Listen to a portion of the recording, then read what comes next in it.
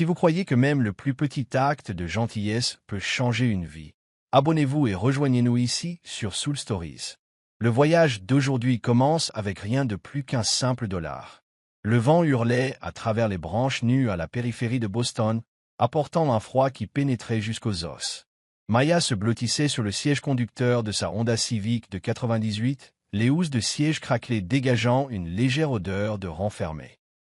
Garée sous les lumières grésillantes d'une station-service ouverte 24h24, la voiture était désormais plus un foyer qu'un véhicule. Sur la banquette arrière, sa fille de 4 ans, Lily, dormait sous un tas de vieilles couvertures provenant d'une friperie, son petit souffle embuant l'air froid. L'horloge du tableau de bord clignotait 21h47, sa faible lumière verte étant le seul éclairage dans l'habitacle sombre. L'estomac de Maya gargouilla, un rappel douloureux que leur dernier repas avait été la moitié d'un sandwich au beurre de cacahuètes récupéré dans une église plus tôt ce matin-là. Elle serra son manteau fin plus fort autour d'elle, à peine suffisant pour le froid, et compta les pièces dans sa paume. 2 pièces de 25 cents, une de 10 cents et un billet d'$1 froissé. C'était tout ce qui lui restait après une journée de plonge au noir dans un restaurant local. Pas assez pour un repas chaud, même pour Lily, mais peut-être assez pour une tasse de café de station-service pour se réchauffer les mains. Elle jeta un coup d'œil à sa fille, son petit visage dépassant des couvertures, les joues rougies par le sommeil. Pour elle, Maya continuerait. Elle le faisait toujours. Silencieusement, elle sortit de la voiture, verrouilla la porte et fourra les clés dans sa poche. L'enseigne au néon au-dessus de la station grésillait, jetant une lueur jaune maladive sur le trottoir fissuré. Ses bottes craquèrent doucement sur la fine couche de neige alors qu'elle se dirigeait vers la porte. À l'intérieur, le caissier leva à peine les yeux de son téléphone, et l'air empestait la cigarette froide et le café brûlé. Elle se versa une petite tasse, la moins chère, et tendit les 2 pièces de 25 cents et celle de 10 cents. Le billet d'$1 resta dans sa poche, une fragile ligne de vie qu'elle ne pouvait pas encore se résoudre à lâcher. En retournant dans le froid, serrant le gobelet en polystyrène, elle le remarqua, un homme debout au bord du parking, là où le bitume rejoignait une bande d'herbe morte. Il était grand, portait un manteau de laine sur mesure qui semblait déplacé dans ce coin délabré de la ville. Ses mains étaient enfoncées profondément dans ses poches, les épaules voûtées contre le vent. Son visage, à moitié éclairé par le lampadaire, semblait usé, comme celui de quelqu'un qui s'était égaré trop loin de chez lui. Maya hésita. Il ne ressemblait pas au vagabond habituel qu'elle voyait autour de la station, mais il y avait quelque chose dans son immobilité qui attira son attention. Elle s'approcha lentement, ses bottes raclant le sol. « Et, dit-elle, sa voix douce mais ferme, ça va ?» L'homme se tourna, surpris, son regard croisant le sien.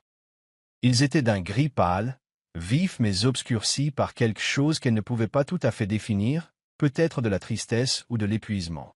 De près, elle vit les rides autour de sa bouche, la barbe naissante sur son menton. Il était plus âgé qu'elle, probablement dans la trentaine, mais portait le poids de quelqu'un de bien plus vieux. « Ça va, » dit-il, sa voix basse et sèche. Il détourna le regard vers la route vide. Maya fronça les sourcils.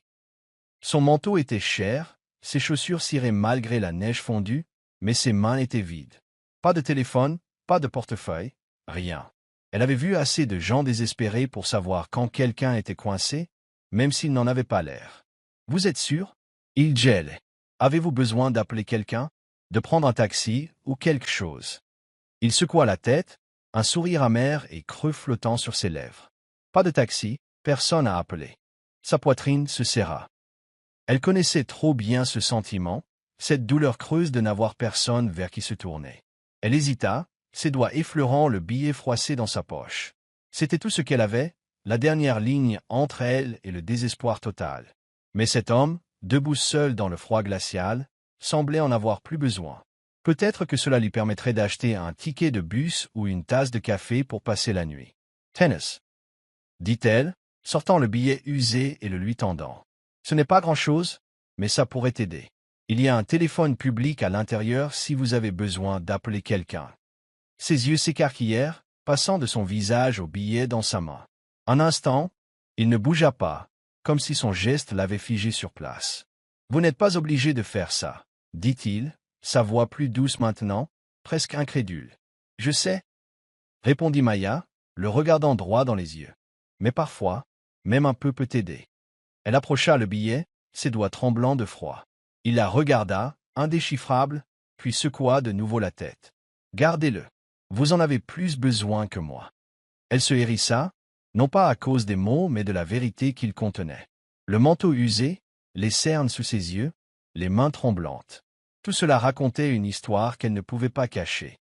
Pourtant, elle glissa le billet dans sa paume, refermant ses doigts dessus. « Prenez-le, dit-elle fermement, s'il vous plaît. » Avant qu'il ne puisse discuter, elle se retourna et retourna vers sa voiture, la tasse de café encore chaude dans ses mains. Elle ne regarda pas en arrière, ne voulant pas voir s'il gardait l'argent ou le laissait s'envoler dans le vent. Le donner, c'était comme libérer un éclat de sa propre peur, un fugace moment de contrôle dans une vie qui lui avait offert si peu de choix. De retour dans la voiture, elle se glissa sur le siège conducteur et vérifia Lily, toujours endormie, serrant un lapin en peluche à une oreille. Maya pencha la tête en arrière, la chaleur du café s'infiltrant dans ses mains. Elle pensa à l'homme dehors, se demandant où il irait, s'il irait bien. Elle ne connaissait pas son nom, ne connaissait pas son histoire, mais pendant un bref instant, leurs vies s'étaient croisées. Deux inconnus reliés par un billet d'$1 dans une étincelle d'humanité partagée. De l'autre côté du parking, Julian Ross se tenait immobile, le billet froissé toujours à la main. Le froid lui mordait le visage, mais il le sentait à peine. Son esprit rejouait la scène, les yeux fatigués de la femme, sa détermination tranquille, la façon dont elle avait donné le peu qu'elle avait sans une seconde pensée.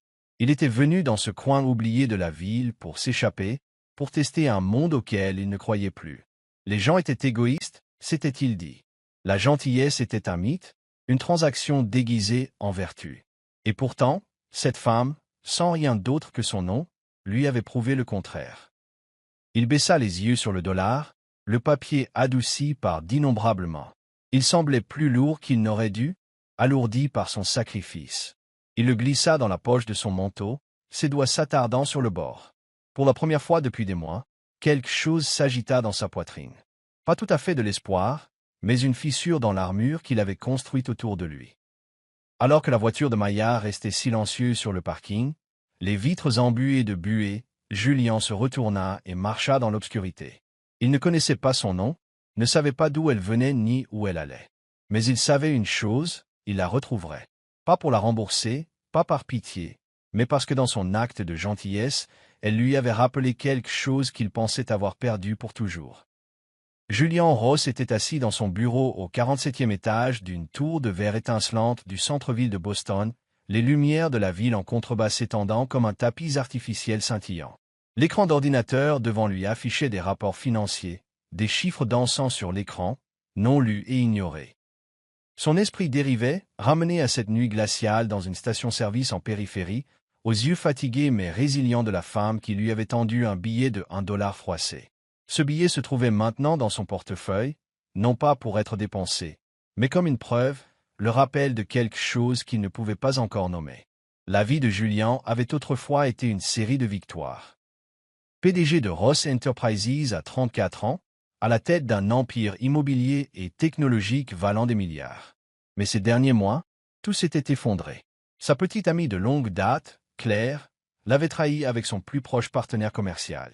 Son jeune frère, Ethan, la seule personne en qui il avait jamais vraiment eu confiance, s'était suicidé après des années de lutte contre la dépression. Ces pertes avaient anéanti la foi de Julian en l'humanité. Il était devenu froid, renfermé, voyant le monde à travers un prisme de suspicion. Et puis, la femme à la station-service, quelqu'un n'ayant que de la gentillesse, avait fissuré le mur qu'il avait construit autour de lui. Il se leva, attrapa son manteau et quitta le bureau, ignorant les regards curieux de ses employés. Son chauffeur personnel, Marcus, attendait déjà à côté d'une Bentley noire et élégante. « Où allons-nous, monsieur ?» demanda Marcus, la voix posée. « À la station-service sur la route 128, » répondit Julian, les yeux fixés sur la fenêtre. Marcus ne posa pas de questions, hocha simplement la tête et s'inséra dans le trafic nocturne. La station-service avait la même apparence que cette nuit-là, les néons grésillant toujours, l'air épais d'une odeur d'essence et de froid. Julian entra, son manteau de laine sur mesure une fois de plus déplacé dans ce décor délabré. Le caissier, Un jeune homme dégingandé aux cheveux en désordre leva les yeux de son téléphone. « Qu'est-ce qu'il vous faut » demanda le jeune, d'une voix désintéressée. « Je dois voir les enregistrements de sécurité de mardi soir, dit Julien calmement, d'un ton qui n'admettait pas de refus. Il sortit un billet de 100 $ et le posa sur le comptoir. Juste quelques minutes. Le caissier regarda le billet, puis Julien, pesant clairement la décision. Finalement, il haussa les épaules et conduisit Julien dans une petite arrière-salle, où un moniteur vieillissant affichait les images granuleuses des caméras. Julien regarda attentivement, rembobinant jusqu'aux images de cette nuit-là. Son rythme cardiaque s'accéléra quand il se vit debout au bord du parking. Et puis elle, la femme aux cheveux bruns ébouriffés et au manteau usé, s'approchant avec une tasse de café à la main. Elle dit quelque chose, puis tendit le billet d'1 $. L'image était floue, mais ses yeux, brillants et déterminés, se gravèrent à nouveau dans sa mémoire. « Est-ce qu'elle vient souvent par ici » demanda Julien, les yeux toujours rivés sur l'écran. La femme? Le caissier haussa les épaules. Parfois. Elle vit dans cette vieille voiture garée à l'arrière. Une Honda Civic bleutée. Elle a un enfant avec elle. Julien hocha la tête, absorbant chaque détail. Il quitta la station-service sans reprendre les 100 $. Derrière la station, le parking était presque vide. Juste quelques camions dans un tourbillon de déchets emportés par le vent. Il longea la rangée de véhicules, son pouce accélérant alors qu'il repérait la vieille Civic, ses vitres embuées par la respiration à l'intérieur. Il s'arrêta à quelques pas, se sentant soudain comme un intrus. À l'intérieur de la voiture, Maya était assise, tenant Lily près d'elle pour la garder au chaud. Ce soir, il faisait plus froid, et le réservoir d'essence était presque vide, ce qui signifiait pas de chauffage. Elle venait de finir de raconter une histoire sur un lapin aventureux, sa voix douce pour ne pas réveiller sa fille. Soudain, une ombre apparut à l'extérieur de la fenêtre, la surprenant. Elle resserra ses bras autour de Lily, le cœur battant à tout rompre.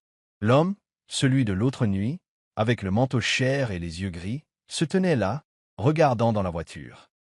Elle baissa la vitre d'une fente, juste assez pour parler. « Qu'est-ce que vous voulez » demanda-t-elle sèchement, son ton teinté de la protectivité d'une mère.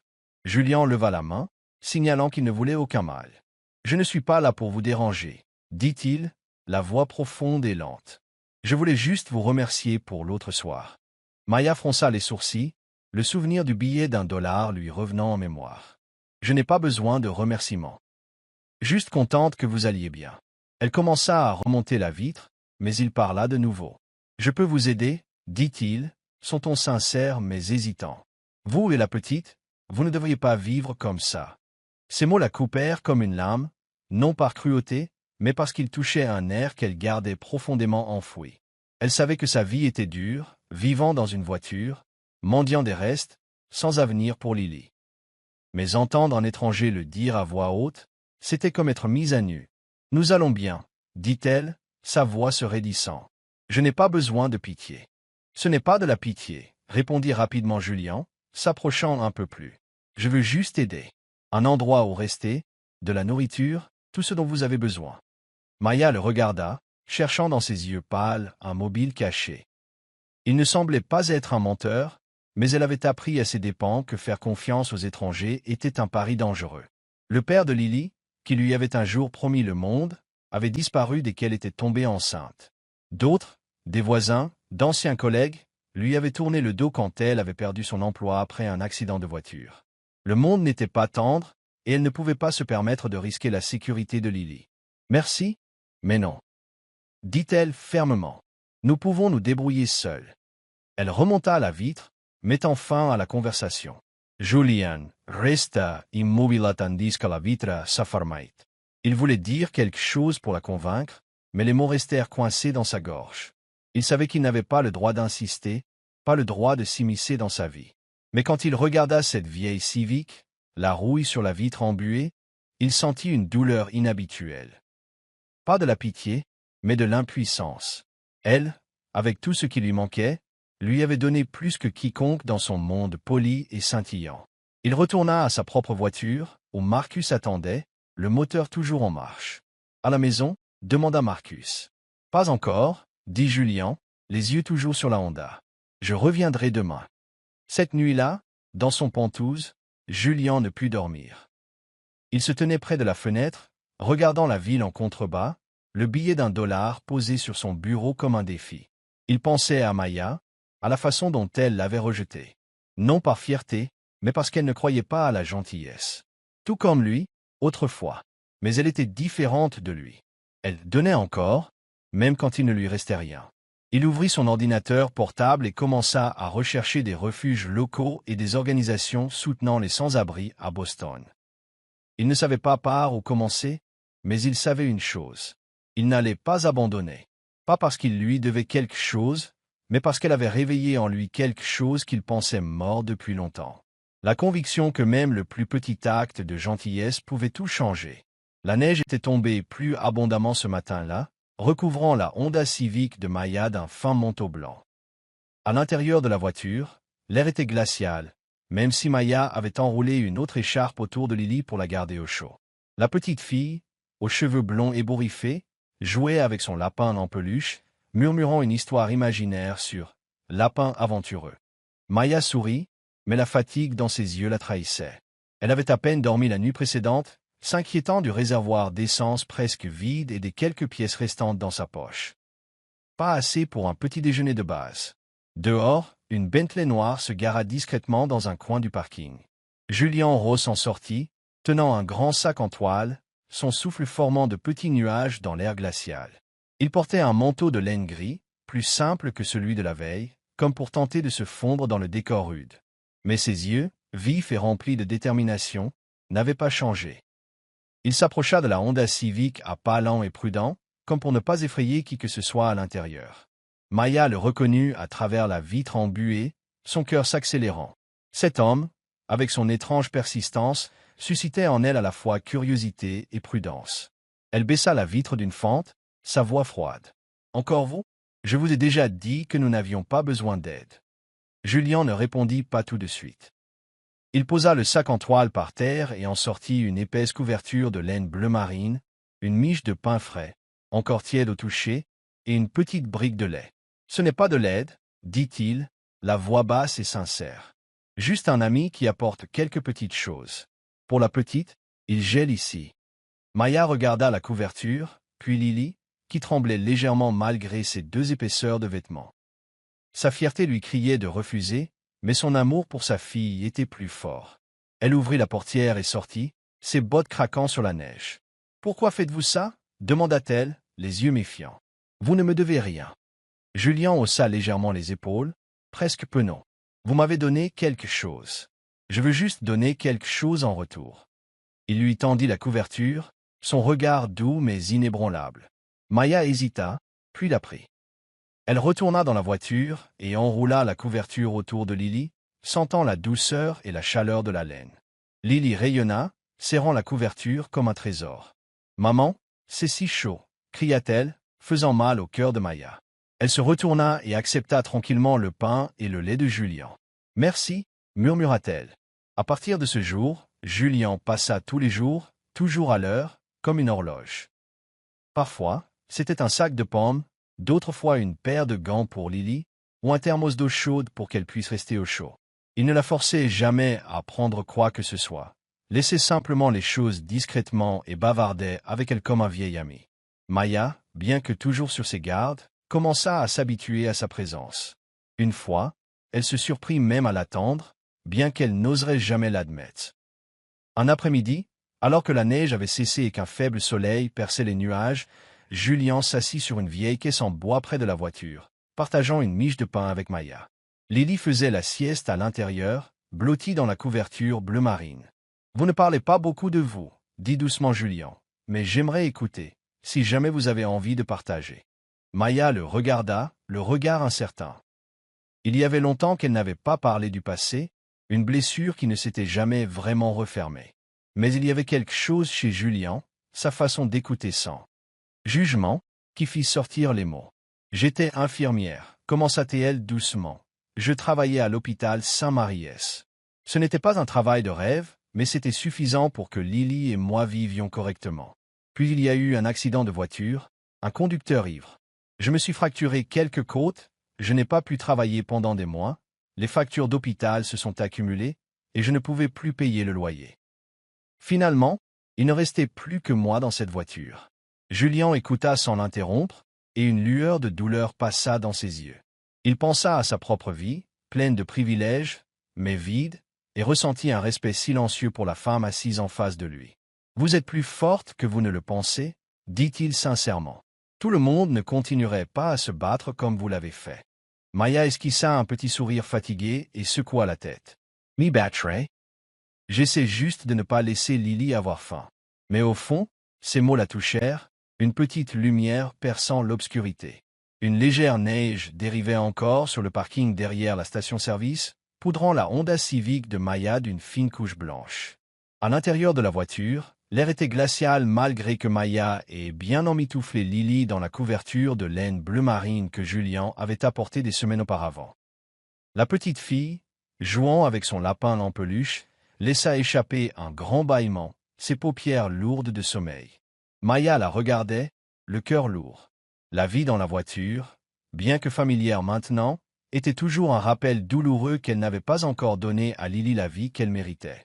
Chaque nuit, Maya restait éveillée, s'inquiétant pour le lendemain, pour la nourriture, pour le froid, pour un avenir qui semblait chaque jour plus incertain. Julien apparut ce matin-là, comme il était devenu une présence routinière, portant un sac de pain frais et un thermos de café chaud.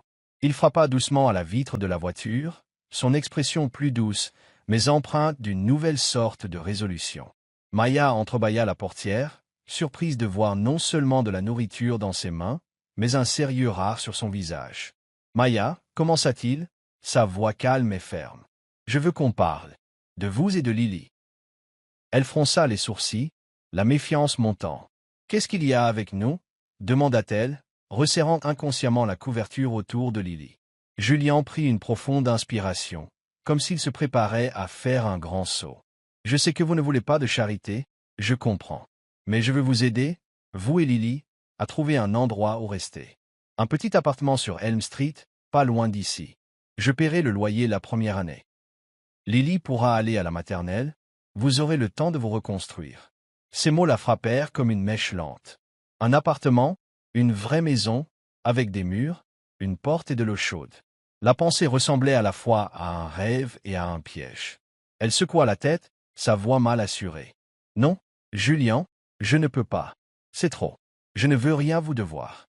Ce n'est pas une dette. » Répondit rapidement Julien, s'approchant, ses yeux si sincères qu'elle dut détourner le regard. « C'est pour Lily. Elle mérite un lit, un endroit sûr. Vous ne me devez rien. Laissez-moi juste faire ça. » Maya regarda Lily, souriant toujours à son lapin en peluche, inconsciente de la conversation qui pourrait changer sa vie. Maya pensa aux nuits froides où elle serrait sa fille contre elle, juste pour la garder au chaud. Aux jours où elle sautait des repas pour que Lily puisse avoir un morceau de pain. Sa fierté hurlait, mais son amour pour sa fille était plus fort que tout. Elle prit une profonde inspiration, les larmes menaçant de couler, et murmura « D'accord, mais seulement pour Lily. » Le jour où elles emménagèrent, il faisait encore froid, mais le soleil perçait faiblement à travers les nuages, comme pour leur souhaiter la bienvenue. Julien les conduisit à Elm Street, une rue calme bordée de vieux chênes et de maisons modestes. L'appartement se trouvait au 2e étage d'un immeuble en briques rouges avec des escaliers en bois qui craquaient et un couloir qui sentait légèrement la peinture fraîche. Quand Julien ouvrit la porte, Maya entra, le cœur battant à tout rompre. L'appartement était petit mais propre, avec un minuscule salon, une cuisine compacte et une chambre juste assez grande pour un lit double et un lit d'enfant.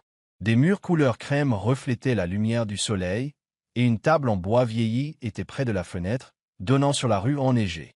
Il y avait une petite salle de bain avec un simple lavabo et une douche, que Maya regarda comme si c'était un miracle. Julien se tenait silencieusement dans l'embrasure de la porte, la laissant, elle et Lily, explorer seules. Lily se précipita directement dans la chambre, poussant un cri de joie en voyant le petit lit avec des draps et des oreillers pastels. « Mais regarde, mon lit !»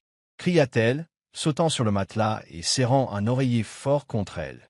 Maya sourit, mais son sourire s'effaça lorsqu'elle entra dans la salle de bain. Elle ouvrit le robinet, et une vapeur chaude s'éleva, s'enroulant autour de ses doigts comme une étreinte. Cela faisait plus de 2 ans qu'elle n'avait pas senti l'eau chaude sur sa peau, et ce simple luxe la submergea. Elle verrouilla la porte de la salle de bain, s'adossa au mur et laissa l'eau couler sur ses mains. Les larmes vinrent doucement d'abord, puis en sanglots lourds et incontrôlables. Elle pleura pour les années passées à vivre dans une voiture, pour les nuits où elle craignait que Lily ne survive pas au froid, pour la honte de se sentir comme une mère ratée. Mais elle pleura aussi de gratitude, pour Julian, pour cette chance, pour cette lueur d'espoir qu'elle pourrait se reconstruire. Ses larmes se mêlèrent à la vapeur, et pendant cet instant, elle se laissa se dissoudre, en deuil mais aussi en lâchant prise. Dehors, Julian se tenait dans le salon, les mains dans les poches, écoutant les sanglots étouffés à travers la porte. Il ne frappa pas, ne dit rien, resta juste là, la poitrine lourde. Il pensa à l'argent qu'il avait dépensé pour cet appartement, une petite somme pour quelqu'un comme lui, et réalisa que ce n'était rien comparé à la gentillesse que Maya lui avait offerte cette nuit-là à la station-service. L'argent pouvait acheter un toit, mais seule la gentillesse pouvait atteindre le cœur. Maya lui avait appris cela. Quand Maya sortit, les yeux rouges mais le visage composé, elle trouva Julian dans la cuisine, déballant tranquillement un sac de courses. Lait, pain, pâtes et un pot de sauce tomate. « J'ai pensé que vous voudriez peut-être cuisiner quelque chose ce soir ?» dit-il maladroitement. « Un vrai repas. » Elle le regarda, voulant dire quelque chose. « Merci, je suis désolé » ou expliquer ses larmes. Mais les mots restèrent coincés dans sa gorge. Au lieu de cela, elle hocha simplement la tête et murmura. « Merci, Julian. Vraiment. » Il sourit, un sourire rare et sincère. « Vous n'avez pas à me remercier. Continuez juste à laisser Lily rire comme ça. » Il fit un signe de tête vers la chambre, où la petite fille était étendue sur son nouveau lit, faisant semblant de dormir avec son lapin niché sous son menton. « Je vais y aller maintenant, » dit Julian. « Si vous avez besoin de quoi que ce soit, appelez. » Alors qu'il partait, Maya se tenait au milieu de l'appartement, tenant Lily qui avait couru dans ses bras. Elle regarda autour d'elle, les murs, les lits, l'eau chaude courante, et sentit quelque chose d'inconnu. La sécurité. Pour la première fois depuis des années, elle n'avait pas à s'inquiéter pour ce soir ou pour demain. Elle savait que la route à venir était encore longue, mais cet appartement, aussi petit soit-il, était un début. Et dans son cœur, une graine d'espoir commença à germer, plantée par la gentillesse d'un homme qui avait été un étranger. Les premiers rayons de soleil du printemps filtraient à travers la fenêtre du petit appartement d'Elm Street, jetant une lueur chaude sur la table de la cuisine, où Maya préparait le petit déjeuner pour Lily. Une assiette de toast et un verre de lait, simple, mais pour elles deux, cela ressemblait à un luxe. Maya regardait Lily, qui fredonnait une chanson inventée tout en coloriant sur une feuille de papier.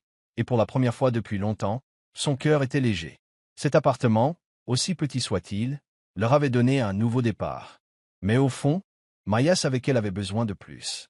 Un travail, un moyen de se débrouiller seule, de ne pas dépendre éternellement de la gentillesse de Julian. Comme s'il avait lu dans ses pensées, Julian se présenta un matin avec une nouvelle offre. Il se tenait à la porte, tenant un sac en papier rempli de pâtisseries, son expression un peu penaude. « Maya, commença-t-il, j'ai une amie qui gère un café en ville. Il cherche quelqu'un à temps partiel, rien de trop lourd, juste pour servir et nettoyer. J'ai pensé que ça pourrait peut-être vous intéresser. » Maya s'arrêta en plein geste, la brique de lait à la main. Un travail? L'idée l'excitait et la terrifiait. Cela faisait 2 ans qu'elle n'avait pas travaillé comme infirmière, et l'accident de voiture lui avait volé une grande partie de sa confiance. « Je ne sais pas, » dit-elle, hésitante. « Je n'ai pas d'expérience en café. » « Et Lily, c'est juste le matin, » interrompit doucement Julian. « Pendant que Lily est à la maternelle.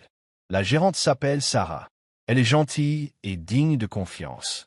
Essayez juste. » Maya le regarda dans les yeux, cherchant le moindre soupçon de pitié, mais tout ce qu'elle vit fut de la sincérité. Elle prit une profonde inspiration et hocha la tête. « D'accord, je vais essayer. » Le premier jour au café, les mains de Maya tremblaient alors qu'elle nouait son tablier. Le Brewaven se trouvait à un coin de rue animé, avec des murs en briques rouges et une riche odeur de café fraîchement torréfié flottant dans l'air. Sarah, la gérante, était une femme chaleureuse d'âge mûr avec un sourire bienveillant qui expliqua à Maya les bases de la préparation des cappuccinos et de la prise de commande. Maya trébucha au début, renversa un latte, se trompa dans une commande, mais lentement, elle trouva son rythme. Chaque sourire de client, chaque petit compliment de Sarah devint une brique dans la reconstruction de sa confiance. Julien passait souvent, pas de manière ostentatoire, juste assez pour prendre de ses nouvelles. Il s'asseyait dans un coin, faisant semblant de lire le journal, mais ses yeux dérivaient toujours vers Maya. Elle constata que sa présence ne la rendait plus nerveuse. Au contraire, c'était comme une encre, un rappel silencieux qu'elle n'était pas seule. Un soir, après son service, Julien invita Maya et Lily à dîner dans un restaurant familial voisin. Juste une pizza, dit-il d'un air décontracté, comme si de rien n'était. Mais pour Lily, c'était une grande aventure.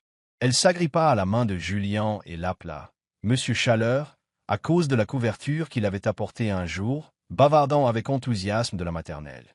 Maya regarda sa fille, puis Julien, son cœur se gonflant de gratitude, et de quelque chose de plus profond qu'elle n'était pas encore prête à nommer. Dans la douce lumière dorée du restaurant, une pizza au fromage fumante était au centre de la table. Lily dessinait des cercles sur une serviette avec un crayon pendant que Maya et Julien discutaient. Elle lui raconta sa journée de travail, un client qui lui avait donné 5 $ de pourboire, et son sourire brillait. Aucune trace de la peur qui l'avait autrefois hanté. Julien la regardait, le cœur battant la chamade. À cet instant, avec le sourire de Maya illuminant la pièce, il réalisa qu'il ne voulait pas seulement l'aider. Il voulait être avec elle. Il voulait voir ce sourire tous les jours. Pour la première fois depuis des années, Julien ressentit un étrange sentiment de paix, comme si un fragment de son âme commençait lentement à se réparer. Tout semblait se mettre en place, jusqu'à un après-midi, alors que Maya débarrassait une table au café, un visage familier entra. C'était Carla, une ancienne collègue de l'hôpital Saint-Maries, quelqu'un que Maya n'avait pas vu depuis qu'elle avait perdu son emploi. Carla, avec ses cheveux blonds brillants et sa voix vive, se jeta dans les bras de Maya. « Oh mon Dieu, Maya, je pensais que tu avais disparu de la surface de la terre. » Elles s'assirent pendant la pause de Maya et discutèrent du bon vieux temps. Carla posa des questions sur la vie de Maya, et elle partagea les bases. L'appartement, le nouveau travail, et un ami qui l'avait aidé. Quand elle mentionna le nom de Julien, les yeux de Carla s'écarquillèrent. « Julien? Tu veux dire Julien Ross? Le type qui vient ici avec un manteau gris, l'air de sortir d'un magazine ?» Maya hocha la tête, légèrement confuse. « Oui, c'est lui. » « Pourquoi ?» Carla éclata de rire, comme si Maya venait de raconter une blague. « Pourquoi? Maya, tu parles de Julien Ross, le PDG de Ross Enterprises? C'est un millionnaire, il possède la moitié de cette ville. Tu ne savais pas? Le monde cessa de tourner. Maya sentit le sang quitter son visage, ses mains tremblant. Julien, juste un employé de bureau ordinaire? Non, il était un PDG, quelqu'un d'un monde auquel elle n'avait pas accès. Tout ce qu'il avait fait, l'appartement, le travail, les dîners ressemblaient soudain à de la charité. La pitié d'un homme riche pour une femme sans abri? Elle se sentit comme une idiote, une marionnette dans son jeu bien intentionné. Je dois y aller, balbutia Maya en se levant. Carla l'appela, mais elle n'entendit pas. Une seule pensée pulsait dans son esprit. Elle s'était autorisée à lui faire confiance, et maintenant elle se sentait trahie, même s'il n'avait jamais menti. Maya resta figée dans le café, la tasse de café dans sa main devenue froide. Les mots de Carla résonnaient comme un couteau. Julian Roth, PDG de Roth Enterprises? C'est un millionnaire, il possède la moitié de la ville. Chaque mot la coupait plus profondément, déchiquetant la fragile illusion à laquelle Maya s'était accrochée ces dernières semaines. Elle se sentit prise de vertige, comme si le sol s'était dérobé sous ses pieds. Julien, l'homme qu'elle pensait n'être qu'une âme bienveillante aux yeux gris fatigués, n'était pas celui qu'elle croyait. C'était un étranger, quelqu'un d'un monde qu'elle ne voyait qu'à la télévision, un monde auquel les gens comme elle n'appartenaient pas.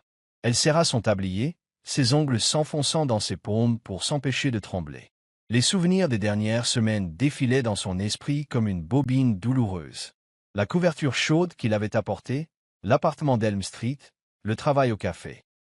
Elle avait cru que c'était de la gentillesse, un lien entre deux personnes qui avaient touché le fond de la douleur, mais maintenant tout paraissait différent, froid, calculé. Il n'était pas un compagnon, il était un millionnaire, et elle n'était qu'un cas de charité, un moineau blessé qu'il avait ramassé pour se sentir mieux. Cette vérité la poignardait plus profondément que toute autre blessure qu'elle avait connue. Elle pensa à Lily, au sourire radieux de sa fille quand elle appelait Julien « Monsieur Chaleur ». Maya avait laissé sa fille, la partie la plus précieuse d'elle, s'ouvrir à quelqu'un qu'elle ne connaissait pas vraiment. La peur qui la submergeait n'était pas que Julien lui fasse du mal. C'était qu'elle lui avait fait confiance, qu'elle avait cru en un monde où la gentillesse ne venait pas avec des conditions. Elle y avait cru une fois, avec le père de Lily, et cela l'avait laissée avec un cœur brisé et un enfant à élever seul. L'histoire se répétait et elle se sentait stupide et faible. Les larmes menaçaient de monter, mais Maya se mordit la lèvre et les refoula. Elle ne pouvait pas s'effondrer, pas ici, pas devant Carla ou les clients qui bavardaient à proximité. Mais à l'intérieur, elle était déchirée en deux. Une partie d'elle voulait courir vers Julien, exiger la vérité, croire qu'il n'avait pas eu l'intention de la tromper. L'autre partie voulait construire un mur pour verrouiller son cœur afin qu'il ne puisse plus jamais être blessé. La distance entre elle et Julien n'était plus seulement une question d'argent ou de statut. C'était un gouffre de confiance brisé, et elle ne savait pas comment le traverser. À partir de ce jour, Maya commença à prendre ses distances. Elle restait polie quand Julien visitait le café, mais son sourire devenait forcé, ses réponses brèves. Elle déclinait ses invitations à dîner, prétextant être occupée avec Lily. Julien remarqua le changement, mais il ne savait pas pourquoi.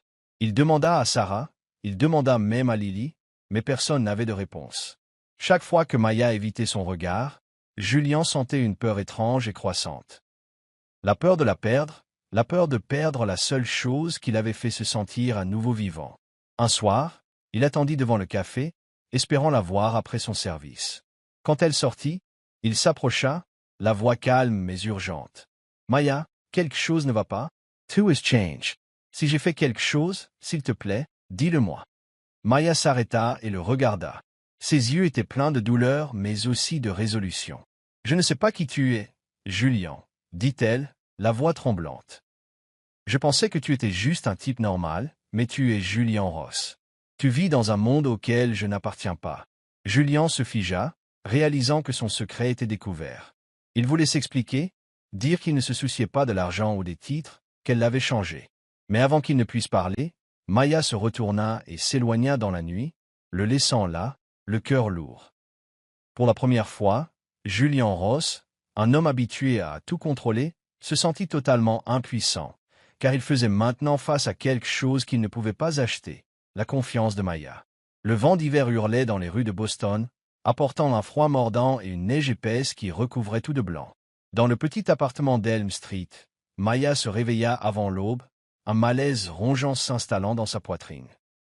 Elle tira la couverture sur Lily, mais lorsque sa main effleura le front de sa fille, elle se figea. La peau de Lily était brûlante, ses joues d'un rouge anormal. « Lily, ma chérie, qu'est-ce qui ne va pas ?» murmura Maya, sa voix tremblant de peur. Lily ouvrit les yeux, son regard habituellement vert vif maintenant lourd et voilé. « Maman, je suis fatiguée, » balbutia-t-elle, puis tout ça, un son sec et rauque qui résonna dans la pièce silencieuse. Maya fouilla dans l'armoire à la recherche du médicament contre la fièvre, mais ne trouva qu'un flacon presque vide, insuffisant pour soulager la fièvre de Lily. La clinique la plus proche était à plus d'1 kilomètre, et sa vieille voiture était tombée en panne la semaine précédente, abandonnée sur le parking. Elle jeta un coup d'œil par la fenêtre. La neige tombait en un rideau épais, obscurcissant tout, mais elle n'avait pas le choix. Si elle n'agissait pas, l'état de Lily pourrait s'aggraver. Elle enveloppa Lily dans la couverture de laine verte que Julien avait apportée des semaines auparavant, soulevant son petit corps tremblant dans ses bras. Maya essaya d'appeler Julien, mais son téléphone était mort la nuit précédente, la laissant sans moyen de le joindre.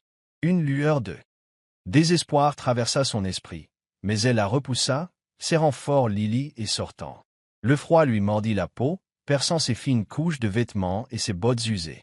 La neige lui arrivait aux chevilles, chaque pas étant une bataille contre le vent et la peur qui hurlait dans son cœur. Dans son esprit, des souvenirs douloureux affluèrent. Les nuits à serrer Lily dans la voiture, priant pour qu'elle ne tombe pas malade. Les jours à voir sa fille avoir faim, impuissante à l'aider.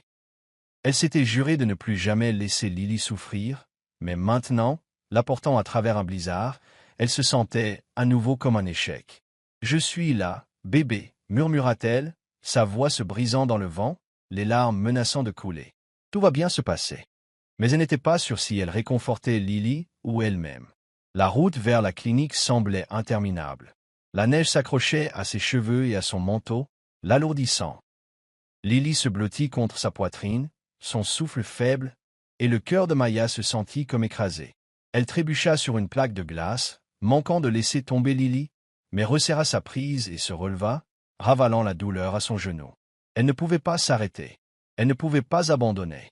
Pourtant, au fond d'elle, une petite voix murmurait « Je ne suis pas assez forte. Je n'ai jamais été assez forte. » Juste au moment où elle pensait qu'elle pourrait s'effondrer, une silhouette émergea à travers la neige. Grande, familière, portant un manteau gris. Julian. Il courut vers elle, le visage pâle d'inquiétude, les yeux écarquillés en les voyant. « Maya !» cria-t-il, sa voix urgente, perçant le vent. « Je vous ai cherché partout. Sarah a dit que tu n'étais pas venu au café et que ton téléphone ne fonctionnait pas. » Ses mots s'interrompirent quand il vit Lily dans ses bras, ses yeux gris brillants de panique. Sans un mot de plus, il retira son manteau, l'enveloppant autour de la mère et de la fille, puis les attira toutes les deux dans ses bras, les protégeant du vent. Sa chaleur s'infiltra en Maya, mais ce fut sa présence, comme un phare perçant ses ténèbres, qui la brisa. Des larmes coulèrent sur ses joues gelées, se mêlant à la neige. « J'ai peur, Julian, sanglota-t-elle, sa voix brisée. J'ai peur que tu n'aies que pitié de moi. J'ai peur de ne pas être assez bien pour toi. » Julian la serra plus fort, ses bras stables malgré le vent hurlant.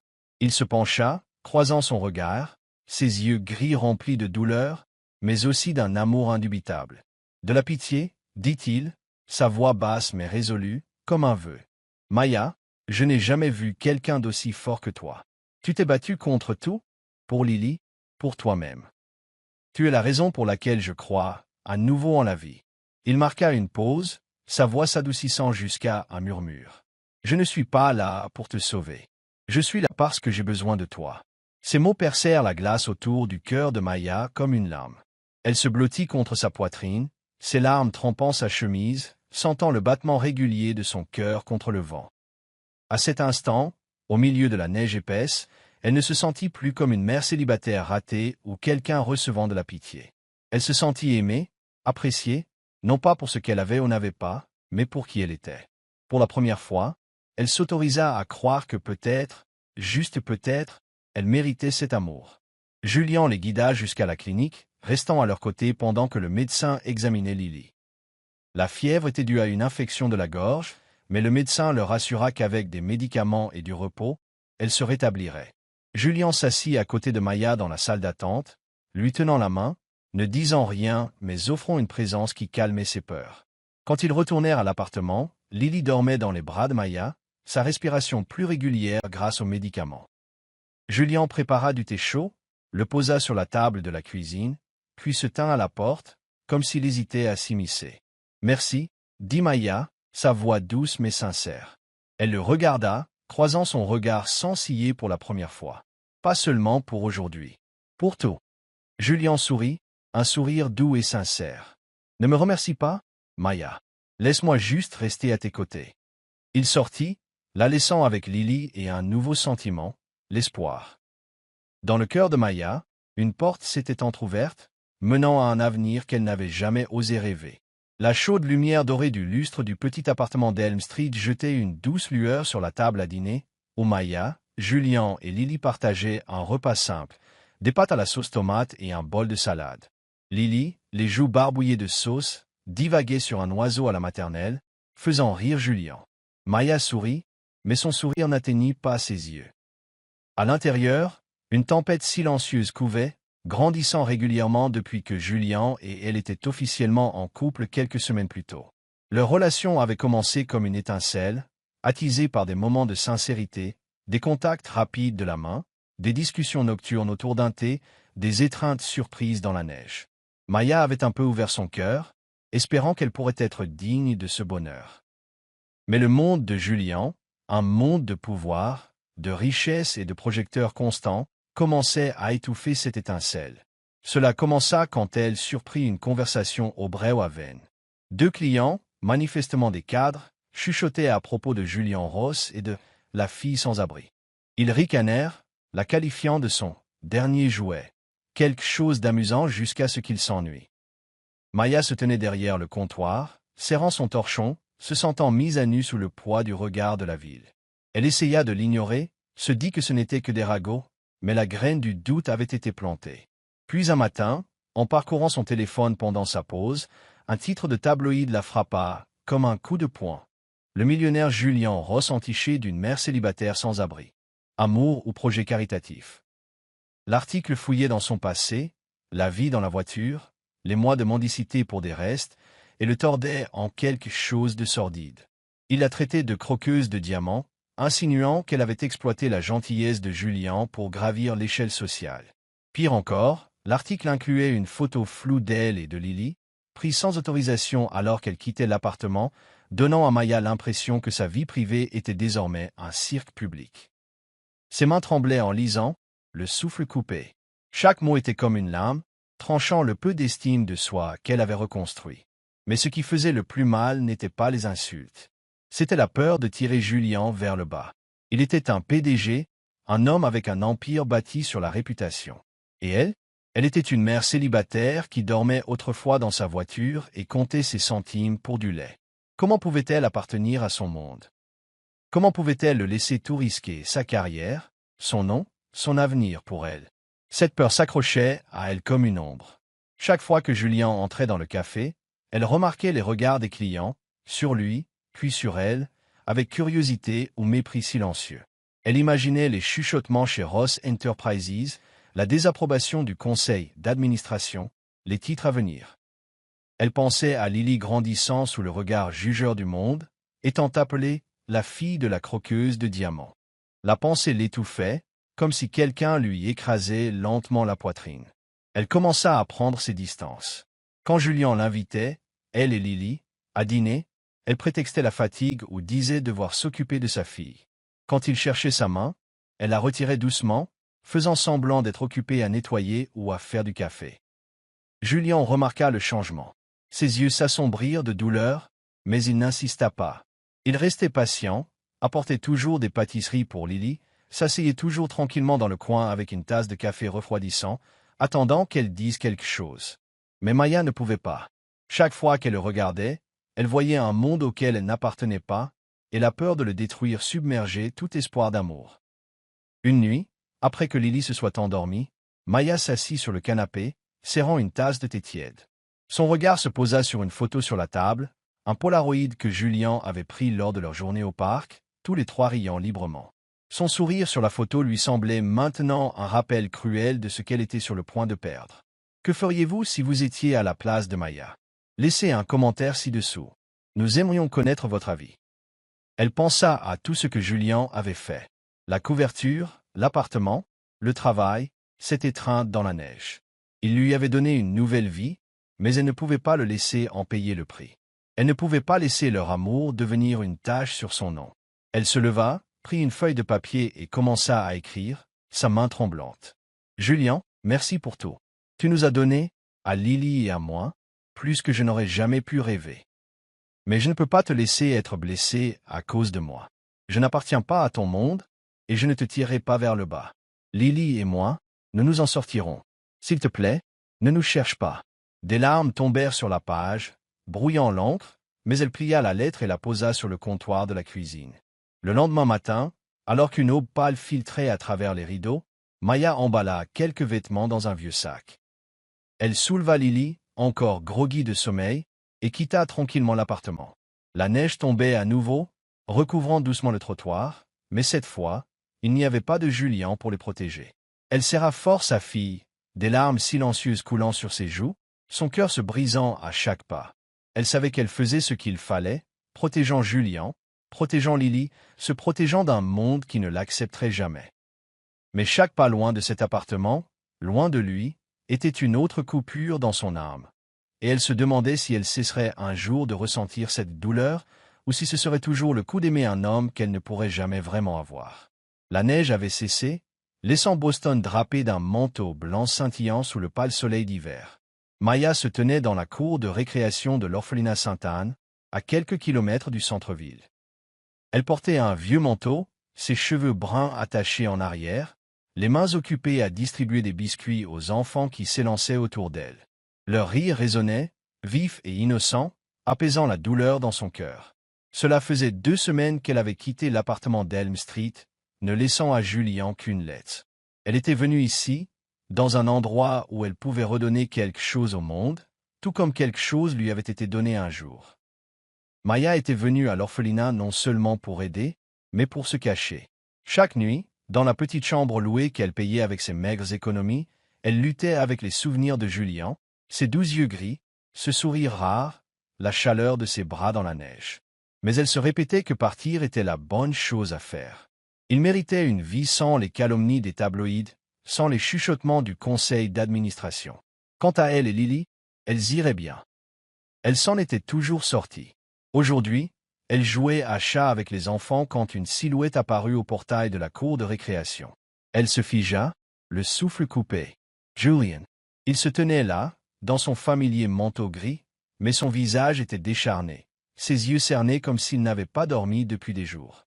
Les enfants le regardèrent curieusement, chuchotant entre eux, mais Maya resta immobile, le cœur battant à tout rompre.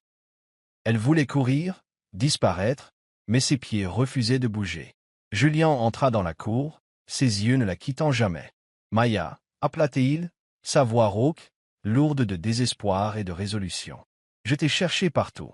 Sarah a dit que tu pourrais être ici. » Elle recula, enlaçant ses bras autour d'elle comme une armure. « Tu ne devrais pas être ici, Julian, » dit-elle, la voix tremblante. « Je l'ai clairement indiqué dans la lettre. Tu dois continuer ta vie. » Julian secoua la tête et fit un pas de plus. « Ma vie ne signifie rien sans toi. » Il s'arrêta à quelques pas, la douleur gravée sur son visage. « Tu penses me protéger, mais tu as tort. Je me fiche du conseil, des médias ou de qui que ce soit d'autre. Je ne me soucie que de toi et de Lily. » Ces mots percèrent le mur qu'elle avait construit autour de son cœur. Elle secoua la tête, les larmes montant. « Tu ne comprends pas, Julian. Je n'appartiens pas à ton monde. Je ne ferai que te blesser, te tirer vers le bas. »« Assez !» interrompit Julian, sa voix ferme mais pas en colère. Il tomba à genoux, là, au milieu de la cour de récréation, à la vue de tous les enfants aux yeux écarquillés. De la poche de son manteau, il sortit une petite boîte et l'ouvrit, révélant une simple bague en argent, sans ostentation, sans prétention. « Maya, je ne veux pas que tu sois quelqu'un d'autre. Tu n'as pas besoin d'appartenir à mon monde, car tu es mon monde. Sois juste toi, la femme qui m'a donné $1 quand elle n'avait rien, qui m'a montré que la gentillesse est la seule chose qui compte vraiment. » Les enfants éclatèrent en acclamations, quelques-uns applaudissant avec enthousiasme. Mais Maya resta là, les larmes coulant sur ses joues. Elle le regarda dans les yeux, ne vit que la vérité brute et inébranlable, et pour la première fois, elle ne vit pas de gouffre entre eux. Elle vit un homme qui l'avait choisi contre vent et marée. Elle s'avança, s'agenouilla devant lui, sa main tremblante se levant pour toucher son visage. « Julian, » murmura-t-elle, sa voix se brisant, « j'ai peur, mais je t'aime. » Il sourit, radieux, rare, et glissa la bague à son doigt. « Alors, aie peur, mais reste avec moi. » Il l'attira dans ses bras, la serrant fort tandis que les enfants applaudissaient derrière eux. Maya enfouit son visage dans sa poitrine, ses larmes trempant son manteau, mais cette fois, c'étaient des larmes d'espoir. Le printemps arriva à Boston avec des brises douces et une douce lumière dorée, faisant fondre les dernières plaques de neige le long des trottoirs. La petite maison de Maple Street, à quelques rues de l'endroit où Maya garait autrefois sa vieille Honda Civic chaque nuit, était maintenant pleine de tulipes rouges et jaunes qu'elle et Lily avaient plantées ensemble. La maison n'était pas grande, mais elle était chaleureuse et accueillante, avec des murs couleur crème, un salon rempli de livres pour enfants et une cuisine qui sentait toujours les biscuits fraîchement cuits. C'était l'endroit que Maya, Julian et Lily avaient transformé en leur foyer. Un an s'était écoulé depuis la demande en mariage de Julian à l'orphelinat, et Maya était devenue une femme qu'elle-même avait du mal à reconnaître. Chaque matin, elle se regardait dans le miroir et ne voyait plus la mère célibataire qui grelottait autrefois dans le froid, comptant ses pièces pour acheter du lait à son enfant. À la place, elle voyait une femme forte avec un sourire radieux et des yeux remplis d'espoir. Elle s'était retrouvée, non seulement grâce à l'amour de Julian, mais grâce au voyage de la guérison, du but et de la découverte de soi. Maya était maintenant la fondatrice et directrice de Haven of Hope, le havre de l'espoir, une organisation à but non lucratif qui soutient les mères célibataires sans abri. L'idée était née pendant ses jours de bénévolat à l'orphelinat, où elle avait réalisé que la gentillesse qui lui avait été offerte un jour pouvait être multipliée. Avec le soutien de Julian, non seulement financier, mais aussi grâce à son expérience de gestion et son réseau, Maya avait transformé l'organisation en un phare pour des dizaines de femmes. Elle dirigeait des cours de développement des compétences, fournissait un logement temporaire et mettait les mères en contact avec des opportunités d'emploi. Chaque fois qu'elle voyait une femme tenant son enfant dans un nouvel appartement, elle se souvenait de cette étreinte enneigée de Julian, et son cœur débordait de gratitude. Lily, maintenant âgée de 5 ans, était devenue une petite fille vive et pétillante avec des couettes dorées et des yeux qui brillaient comme les siens. Elle fréquentait une école maternelle voisine où elle racontait fièrement à ses camarades de classe l'histoire de « Papa », le nom qu'elle donnait à Julian avec tout l'amour d'une enfant. Julian, autrefois le PDG froid et distant, était devenu un père tendre et attentionné, passant des heures à construire des tours de blocs ou à lire les histoires de lapins aventureux. Il avait même appris à lui attacher les cheveux, bien que maladroitement, au grand amusement de Maya chaque fois qu'elle le regardait essayer. Un après-midi de printemps, la famille de trois était assise dans leur jardin à l'ombre d'un grand chêne. Lily poursuivait un papillon, son rire résonnant comme des carillons dans la brise. Maya et Julian étaient assis ensemble sur un banc en bois, les doigts entrelacés. Elle posa sa tête sur son épaule, s'imprégnant de sa chaleur familière. « Aurais-tu jamais pensé que nous finirions ici ?» demanda-t-elle doucement. $1 à ça.